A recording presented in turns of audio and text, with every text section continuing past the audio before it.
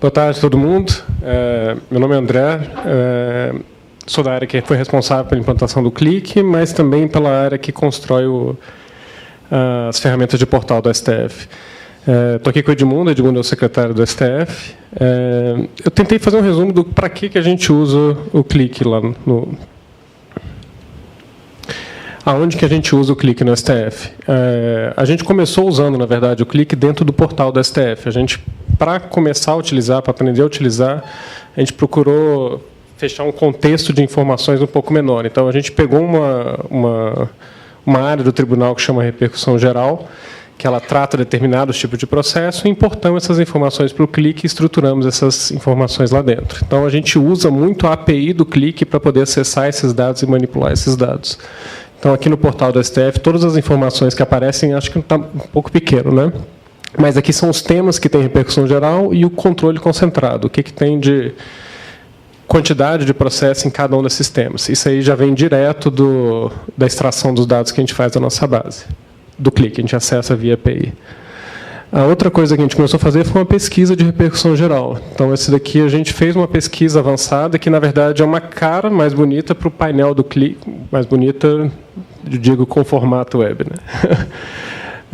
Com a cara do nosso portal, para a pesquisa avançada de repercussão geral. Então, a gente usa vários filtros que a gente construiu dentro do Clique para poder acessar essas informações aí. Então, a gente consegue fazer tudo de forma dinâmica, da mesma forma que o Clique faz.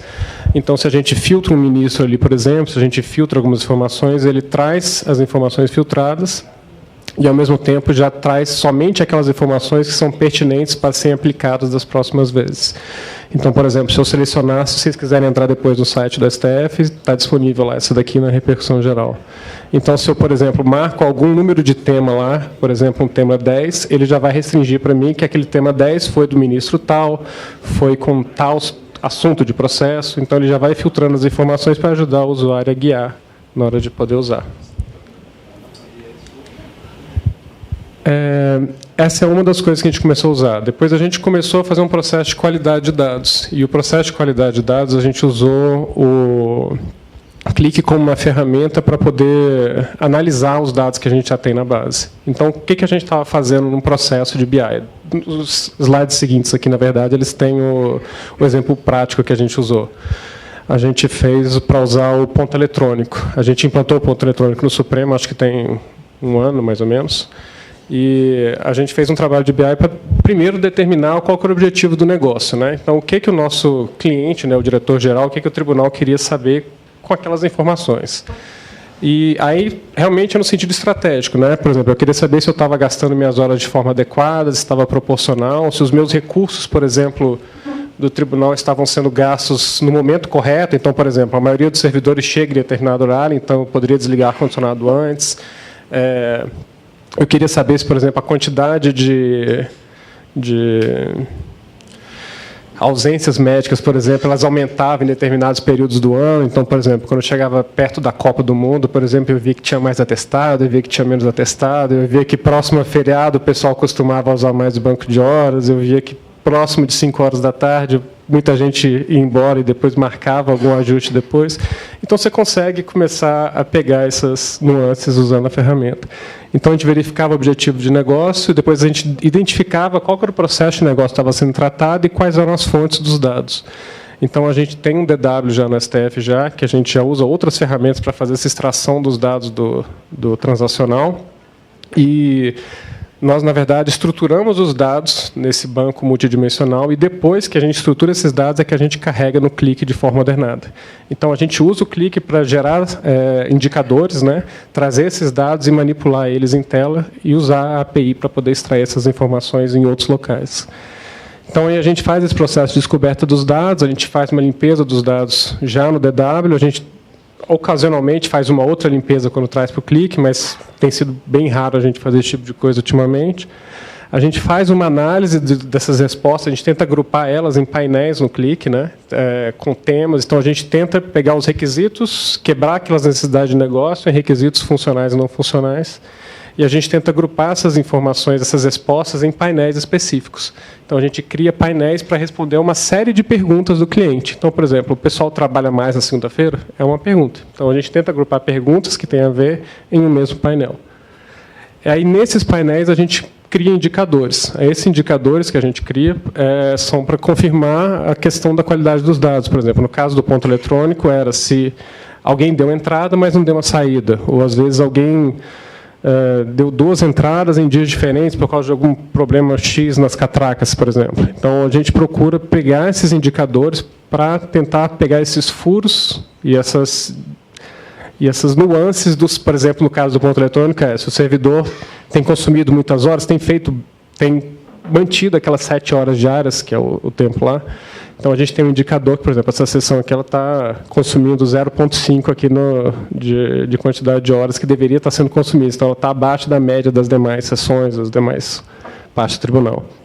Então, os painéis eles servem para poder acompanhar esse processo de qualidade e, ao mesmo tempo, o gestor ver as perguntas dele respondidas em tempo real.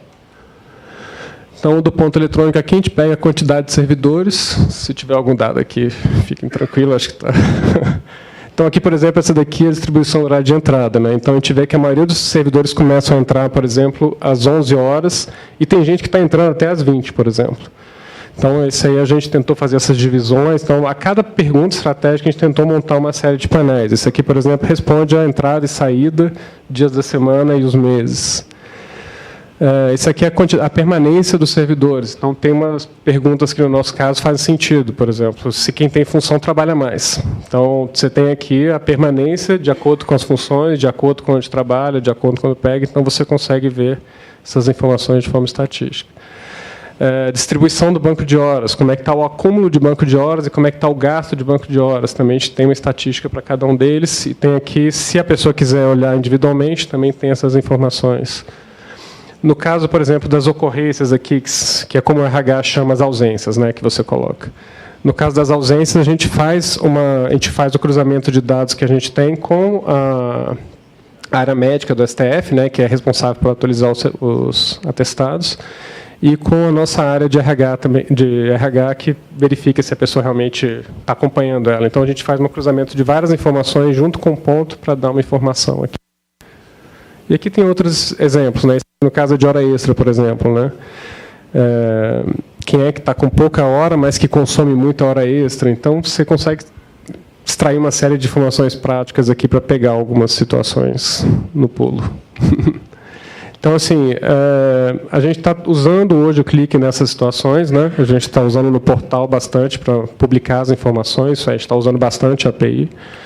O pessoal da AutoCAD da Clique, a gente fala com eles direto por causa disso até. E a outra parte que a gente tem usado bastante agora é com relação à qualidade dos dados, que a gente está construindo esses painéis para que o gestor consiga acompanhar a qualidade dos dados e, ao mesmo tempo, também acompanhar, responder as perguntas que ele quis. Então, é isso. Se tiverem alguma dúvida, deixei meu e-mail do Edmundo aqui.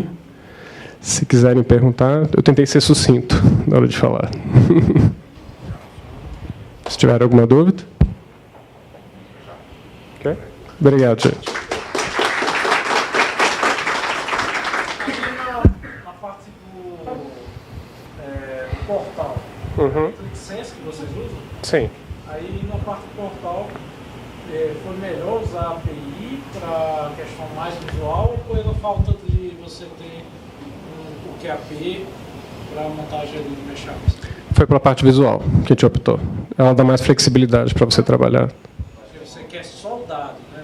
Sim, eu queria só o dado e a engine que estava por trás. A engine de pesquisa e uma série de outras vantagens que a gente achou. Mas já em outro contexto, que daria muito mais trabalho, talvez a gente o usa... Meshapzinho, mesmo para a sociedade, seria melhor usar que usa, né? Sem ser tem um detalhe ali que é o seguinte: a gente já disponibilizava uma pesquisa anteriormente da repercussão geral, baseada numa página HTML. Então, a gente queria também manter alguma semelhança com o formato anterior para não causar um estranhamento para o usuário também. Só que, se você comparar, o que tinha era bem mais feio, bem mais pobre, Agora ele ganhou mais dinamismo, porque a gente usa alguns recursos que o Clique oferece. Foi um serviço que assim, muito bem recebido. O impacto do ponto de vista da usabilidade foi muito grande. Mas tinha esse detalhe também de não causar um trauma tão grande e mudar demais a experiência que o usuário da gente vivia. Na prática eram 5 sistemas, né? Eram 5 serviços de pesquisa que foram concentrados em um único serviço. Entendi. É só mesmo para ver os prós e contras, os melhores aplicações para quando usar API, quando usar o QAP, mashup. No nosso caso foi por conta... E, na verdade, teve uma decisão arquitetural um pouco antes também. A gente está migrando o portal para uma solução de CMS mais moderna. Então, assim, um dos requisitos era que a gente fizesse quase tudo com HTML, JavaScript, e jQuery e CSS. Então, assim, tentar deixar o mais clean possível. Então, por isso que acabou optando por usar a API. O número de acessos diários no portal hoje? A última vez que eu olhei, depende muito do dia, né? Tem dia que, se tem algum evento, algum julgamento, tem picos. Acho que a gente teve um pico que chegou de, acho que foi 800 mil, se eu não me engano. 800 mil no dia, mas a média normal acho que dá 100, acho que dá 100 mil. 100 mil dia. Número bem expressivo. Tem alguns pontos que a gente não trouxe para mostrar, mas que eu acho que valem frisar. Tem vários outros serviços do portal que são disponibilizados usando o recurso do clique. Então, hoje, o nosso portal da transparência, por exemplo, usa vários painéis que são, né, baseados lá no clique, para poder entregar a informação para o usuário final. Tem dados do acervo de processos judiciais, que também já usam. E a gente está nesse caminho de ir acrescentando a quantidade de coisas que a gente tem construído em cima dele. Né? O que eu acho que é mais legal que aconteceu lá no Supremo foi o seguinte: a gente tinha uma ferramenta já de BI que era mal utilizada. A gente tinha muito relatório gerencial, na verdade, construído em cima de uma ferramenta que era bem mais poderosa, né, do que aquilo que a finalidade que era dada para ela. E com o clique a gente percebeu que é mais fácil de despertar a curiosidade no nosso usuário final, para que ele comece a fazer perguntas realmente estratégicas de inteligência de negócio que comecem a mudar um pouco o tipo de informação que a gente, né, gera com a ferramenta. E aí, nesse aspecto, esse modelo que os meninos desenharam de processo de trabalho, em que a gente tenta identificar junto com o cliente quais são as perguntas estratégicas que ele quer responder, veio para complementar, né, o movimento que o clique começou a criar e permitir a gente mudar um pouco a postura. Então, hoje, acho que finalmente a gente está começando a poder falar em aplicações de business intelligence efetivamente, sabe, assim, de gerar curiosidade e trabalhar o dado para descobrir coisas lá dentro do tribunal. Né, o exemplo é simples, e não relatórios.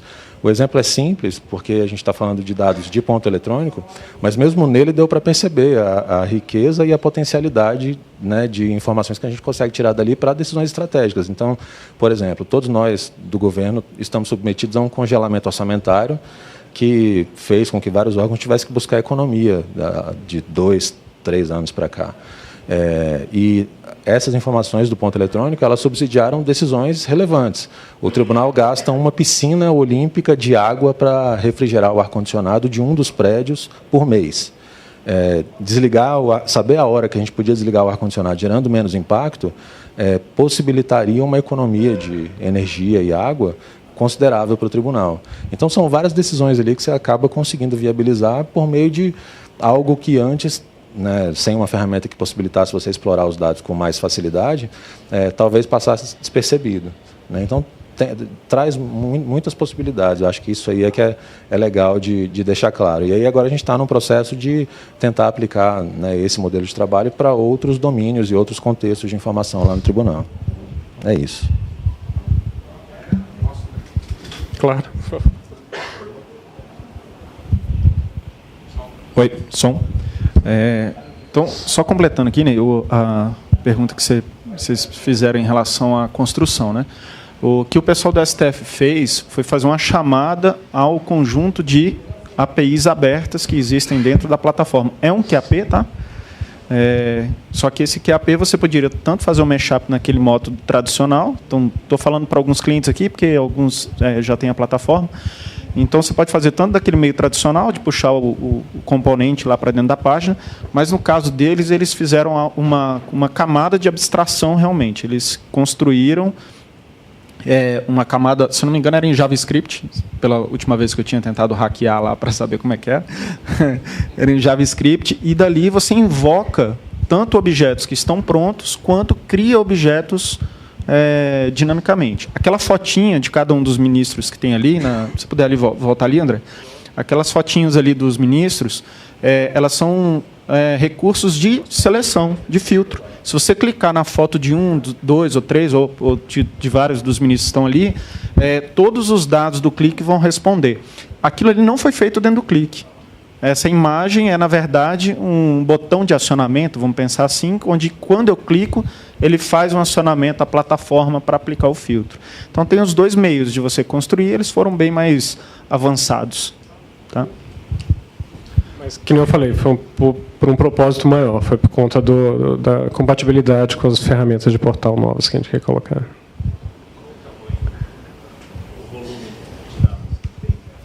Esse aqui é bem pequeno, na verdade, os dois.